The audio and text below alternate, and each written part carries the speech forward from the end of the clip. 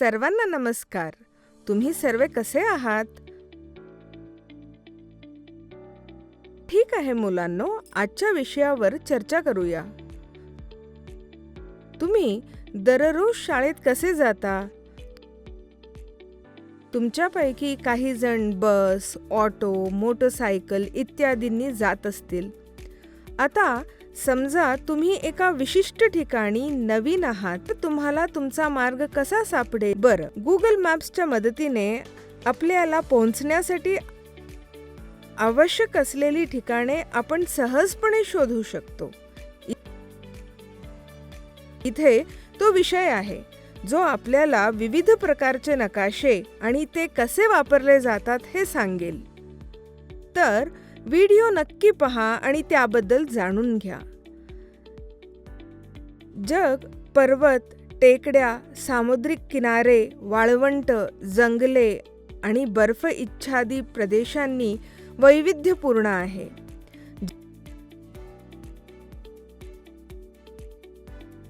जगातील विविधता वेगळ्या वेगळ्या भागात राहणाऱ्या लोकांच्या जीवनावर परिणाम करते.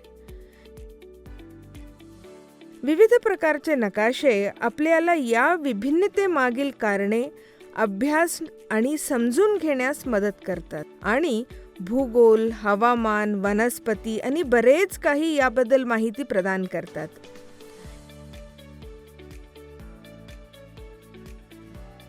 इयत्ता 6वी मध्ये आपण मूलभूत नकाशे वाचायला शिकलो. या वर्षी आपण उंची दर्शविणारे नकाशे समजून घेण्यावर लक्ष केंद्रित करू. तथापि आपण मागील वर्षी काय शिकलो ते पण पाहूया. इयत्ता 6वी मध्ये आपण ठिकाणांमधली अंतरं मोजण्यासाठी नकाशांचे स्केलचा वापर कसा करायचा हे शिकलं.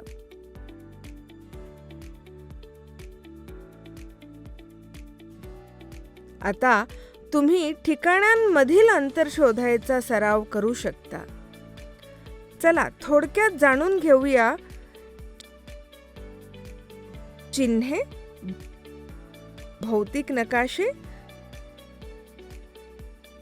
जमिनीवरील उंची मोजणे, नकाशावर उंची दाखवणे, उंची दाखवणाऱ्या नकाशांचे उपयोग आणि समोच्च रेषा या पाठातले कीवर्ड्स. चिन्हे, एखाद्या वस्तूचे कार्याचे किंवा प्रक्रियेचे पारंपरिक प्रतिनिधित्व म्हणून वापरलेले जाणारे चिन्ह किंवा वर्ण. अटलास, नकाशांचे पुस्तक. समोच्च रेषा, समुद्रसपाटीपासून किंवा खाली समान उंचीच्या बिंदूंना जोडणारी नकाशावरील रेषा.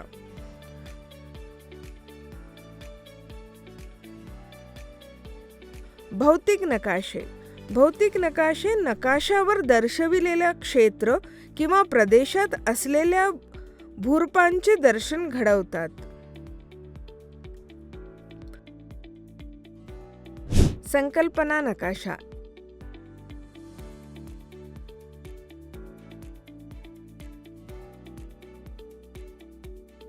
चिन्हे. नकाशावरील चिन्हे भौतिक वस्तूंचे प्रतिनिधित्व करण्यासाठी वापरली जातात.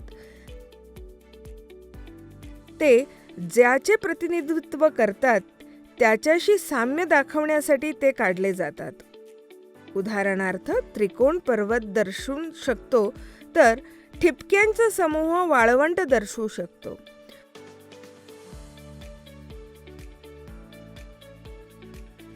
पारंपरिक चिन्हे म्हणून ओळखल्या जाणाऱ्या या चिन्हे जागतिक स्तरावर मान्य आहेत. या व्यतिरिक्त एकाचा उद्देशासाठी वेगळे वेगळे रंग वापरले जातात. जलस्रोत सामान्यतः निळ्या रंगात, पर्वत तपकिरी रंगात, पठारा पिवळ्या रंगात आणि मैदाने हिरव्या रंगात दर्शविली जातात.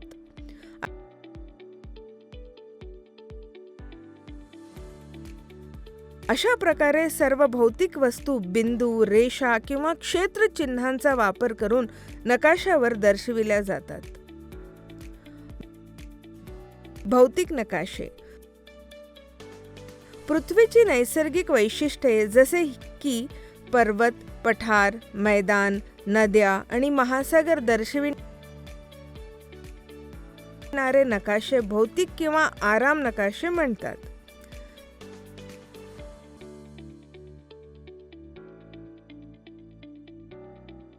तुमच्या अटलासमध्ये हे नकाशे भौतिक नकाशे म्हणून लेबल केलेले आहेत आणि भूरूपे दर्शविण्यासाठी हिरवे, पिवळे किंवा तपकिरी असे वेगवेगळे रंग वापरतात.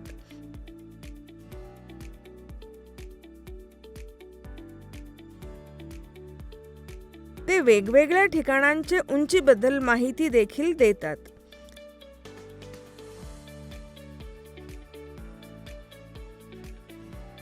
चला रेखाचित्र पाहूया. हे एक चित्र आहे, नकाशा नाही. जसे तुम्ही पाहू शकता, चित्रातील टेकड्या त्यांच्या मागे जे आहेत ते लपवतात. नकाशाने सर्व ठिकाणे लपवल्याशिवाय दाखविली पाहिजेत. तुम्हाला या ठिकाणास नकाशा काढण्याची काही मार्ग सापडतो का? नकाशांवर उंची दाखवण्याचा एक मार्ग म्हणजे रंगाचा वापर करणे. हे कसे केले जाते ते पाहूया. जमिनीवरील उंची मोजणे. सर्व जमिनीची उंची समुद्र सपाटीपासून मोजली जाते. जमिनीची उंची समुद्र सपाटीपासून ठरविली जाते, जे सर्व समुद्रामधील संबंधांमुळे जगभरात एकसारखे आहे. निम्मरूप गाव समुद्र सपाटीपासून 50 मीटर उंचीवर आहे. हे पाहण्यासाठी गावाच्या नकाशावर एक नजर टाका.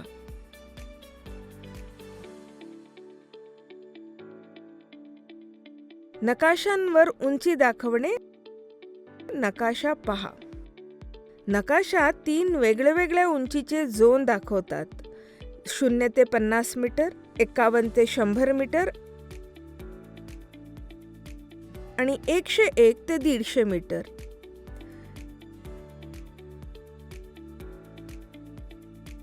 एकावन्न ते 100 मीटर झोनमधील ठिकाणे 50 ते 100 मीटर दरम्यान उंच आहेत.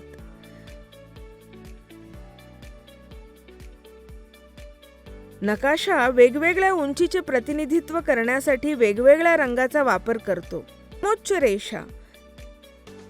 समोच्च रेषा नकाशावर समान उंची असलेल्या ठिकाणांना जोडतात. उदाहरणार्थ, तुम्ही आधीच निमरूप मध्ये पाहिले असेल की 50 मीटरवर एक समोच्च रेषा आहे, जी दर्शवते की या रेषेतील सर्व ठिकाणांची उंची समान आहे.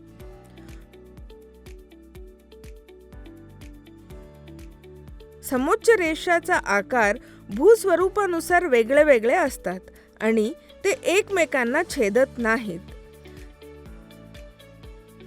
समोच्च रेषांमधील अंतर जमिनीचा उतार किंवा सौम्यतेनुसार बदलते.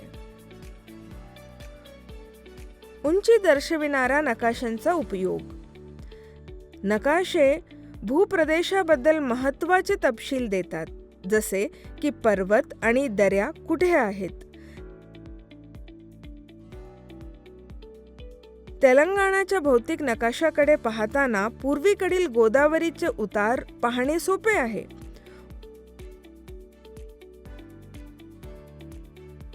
उतारावरून पश्चिमेकडे जाताना तुम्हाला पठार क्षेत्रातील टेकड्या दिसतील, ज्या कृष्णा आणि गोदावरी सारख्या नद्यांनी ओलांडलेल्या आहेत, ज्यामुळे खोल आणि रुंद दऱ्या तयार होतात.